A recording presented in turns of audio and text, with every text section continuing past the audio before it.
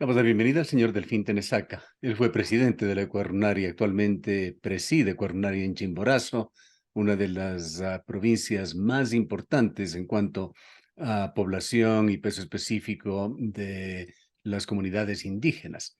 Es adicionalmente coordinador de organizaciones sociales y comunitarias. Es muy importante saludarle, darle la bienvenida y conocer su opinión, señor Tenesaca, en ya las postrimerías del año 2022 y ante la expectativa que genera el 2023. ¿Cómo ve usted la situación del país? Bueno, mi estimado ingeniero, es preocupante la situación que estamos viviendo en nuestro país. Muchas veces como que los indígenas caemos en lamentos, pero la realidad es así. Eh, Ustedes conocen, saben, todo el mundo que hubo un diálogo entre el gobierno y la CONAIE.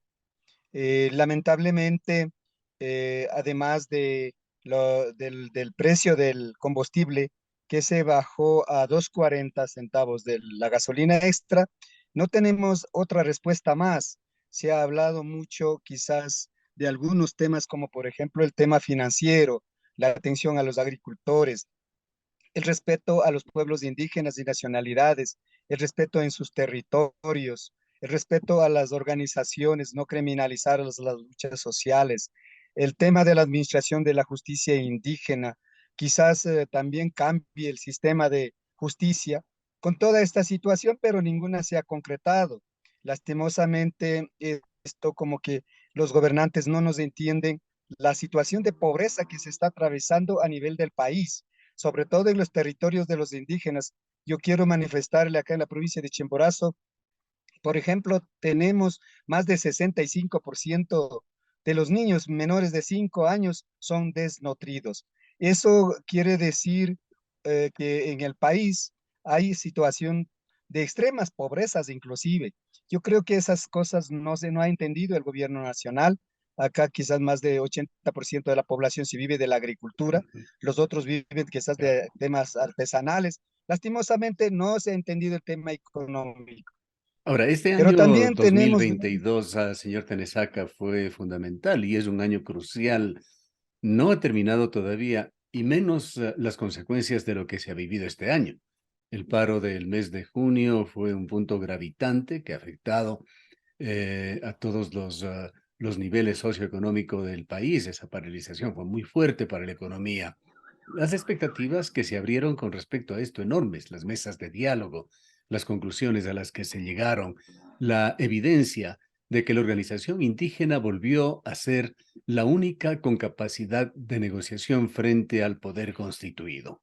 Pero ¿en qué ha quedado todo esto?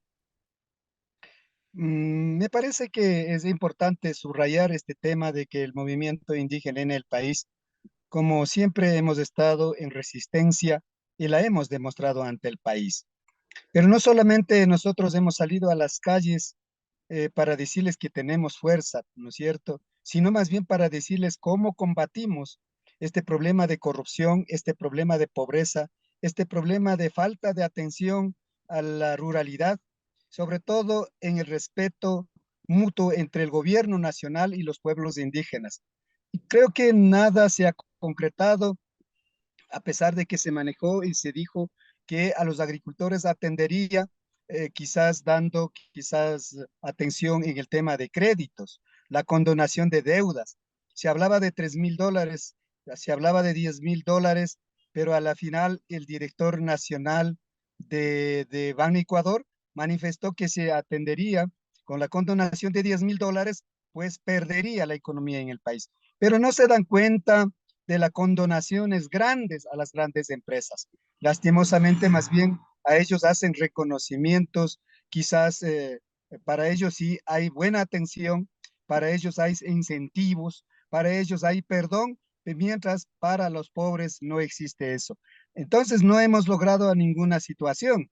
De la misma manera, en el tema de justicia, nosotros también hemos dicho que la corrupción debe acabar, inclusive debe cobrar a los que han saqueado el país. Para eso necesitamos la justicia, pero tampoco se ha mencionado profundamente eso. Esperamos más bien ahora que en las próximas elecciones pues las preguntas que se está planteando se han planteado desde los intereses de sectores populares. Lamentablemente tampoco esas preguntas, esas interrogaciones que se harán en la consulta popular no son intereses del pueblo ecuatoriano, son intereses del poder, posiblemente quizás del manejo más bien desde el poder estatal como es el gobierno central.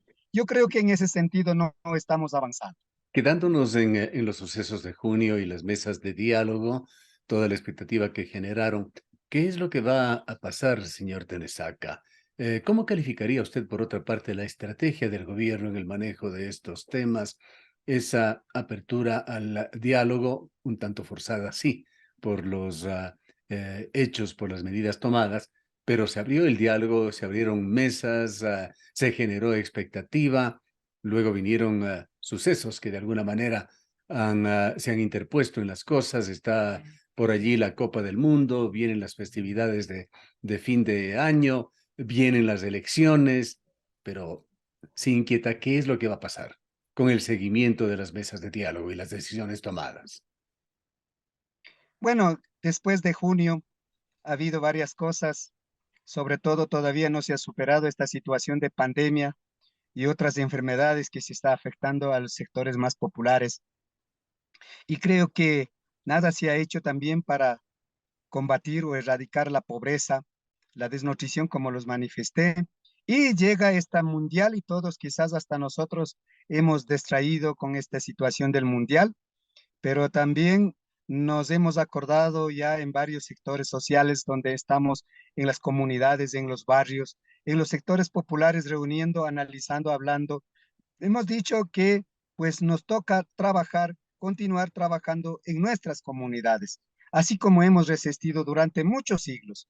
Ahora nos toca vivir, quizás sobrevivir, quizás desde nuestra cuenta, ya que el gobierno nacional no es gobierno del encuentro, no es gobierno de los ecuatorianos, sino gobierno de los empresarios. Y eso sí nos duele. ¿Cómo es posible? Con nuestro voto, pues tenemos que elegir a los representantes de un sector y no de todos los ecuatorianos.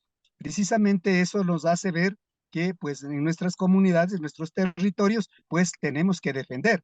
Ahí hemos fortalecido, por ejemplo, para defender contra la minería, también la administración de justicia indígena. De la misma manera, el cuidado de nuestra madre naturaleza, la tierra, el agua, los páramos, la selva, etcétera, ¿no? Entonces, Ujú. en ese sentido nos estamos profundizando, pero también por otro lado, a los gobiernos comunitarios estamos expresando a decirles, nos toca radicalizar el cuidado de nuestra madre naturaleza, Ahora, porque los señor cambios Tenesacan, y climáticos a no sé nivel si del usted mundo comparte la es bastante visión, duro. lo que no se ha fortalecido es la unidad del movimiento indígena. Estuvieron juntos, unidos, fuertes en junio y los meses posteriores, pero en los últimos meses se ha venido evidenciando una serie de fraccionamientos, de divisiones. La última Asamblea Nacional de la CONAIE fue clarísima en dejar en claro distanciamientos entre la CONAIE y Pachacutic, diferencias de varios sectores y de algunos dirigentes que son ya parte también de los dirigentes históricos, aunque un tanto contemporáneo, que parece que van por un canal diferente al de la CONAIE. ¿En dónde se encuentra en esto Ecuarrunari? ¿Qué nos puede decir usted sobre esta aparente falta de unión del movimiento indígena que se evidencia para comenzar en ese fraccionamiento del bloque de asambleístas que comenzó con 27, fue a 23, y de estos 23 hay orgánicos y hay también rebeldes de Pachacuti?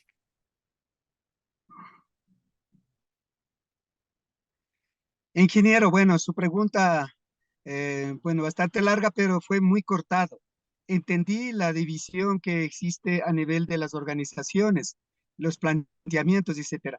Mire, yo creo que ahora estamos en las puertas de las elecciones.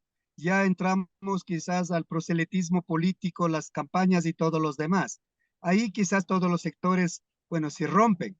Pero también por otro lado, yo sí quisiera aclarar la situación cuando hay alguna discusión, quizás algún eh, confrontación, quizás la CONAI y el movimiento Pachacuti, a veces pensamos que todo el movimiento indígena está rota, pero la comunidad indígena está en las comunidades y en los territorios. Allí se vive otra realidad. Muchas veces tenemos que decir a la CONAI, al movimiento Pachacuti, aterricen, miren, vengan, acerquen. Nosotros creemos otra manera, otra forma de pensar, pero también al mismo tiempo esas cosas van retomando después. Yo creo que no puedo decir que no estamos divididos. Sí, hay algunos quizás formas de pensar, diferentes maneras de posicionar, pero eso no significa que estamos destrozados, acabados, ya no podemos tener fuerzas.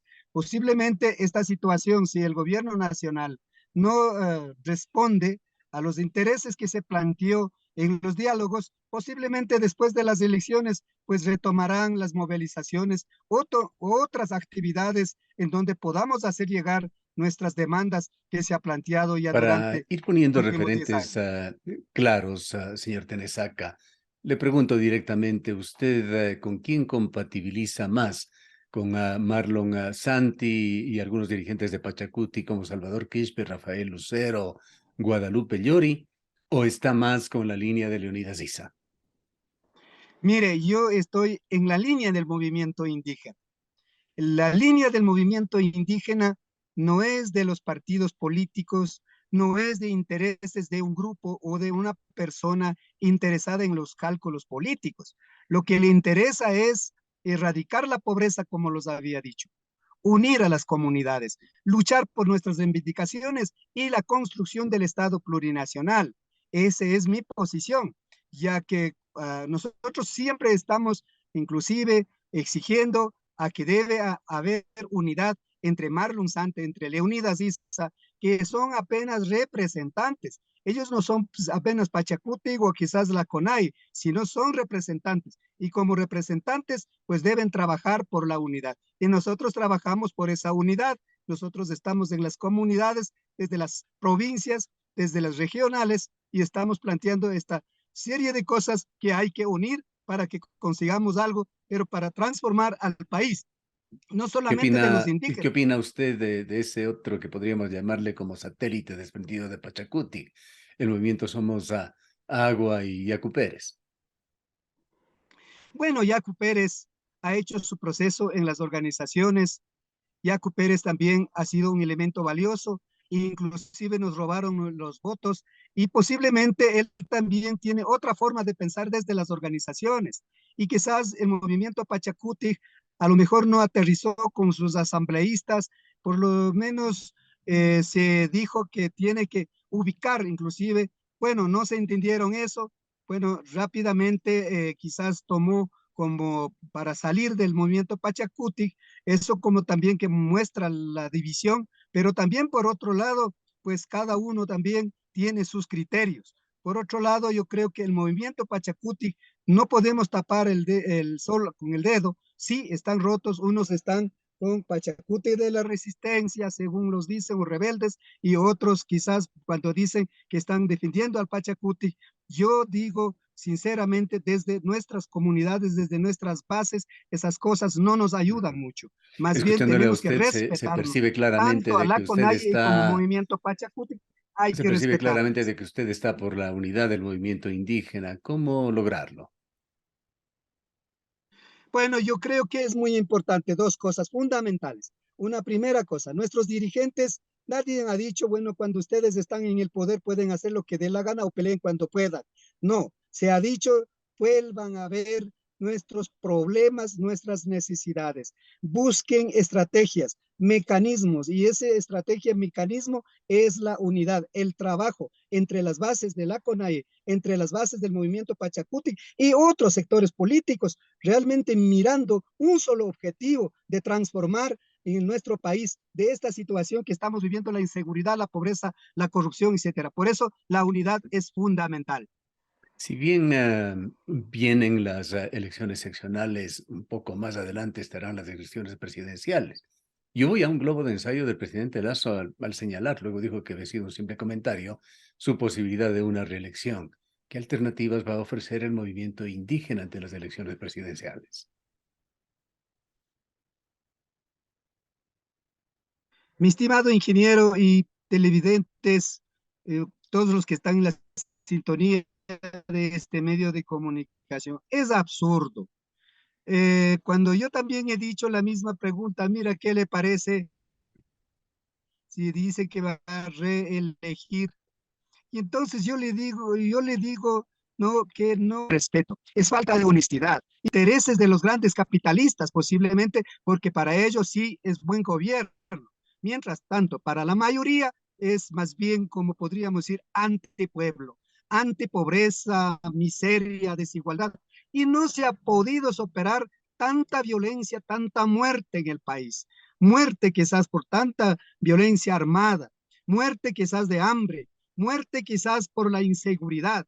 Yo creo que acá en la provincia de Chimborazo, en la ciudad de Riobamba, jamás se ha oído quizás que le matan en la calle a sangre fría. Creo que eso nos está destruyendo y ese país no queremos. ¿Cómo podemos reelegirlos a alguien que no ha podido enfrentar la situación complicada del país? Solamente amenaza. Mira, en junio han muerto varios compañeros indígenas que estuvieron en lucha y el gobierno no ha sido capaz de responder estas situaciones. ¿Quiere otra vez ese mismo? Pues nosotros no estamos quizás provocando las movilizaciones, pero nos obliga a que tenemos que unirnos, sumarnos más todavía. Entonces, a mi modo de ver, la reelección sería para nosotros grave, grave para los pobres, pero posiblemente para los grandes banqueros, grandes capitalistas, eso será a lo mejor interés de ellos. Lo que está pasando en Perú, lo que está pasando en otros países, yo creo que ya es una muestra que puede ocurrir que acá los pobres ya no se soporta más.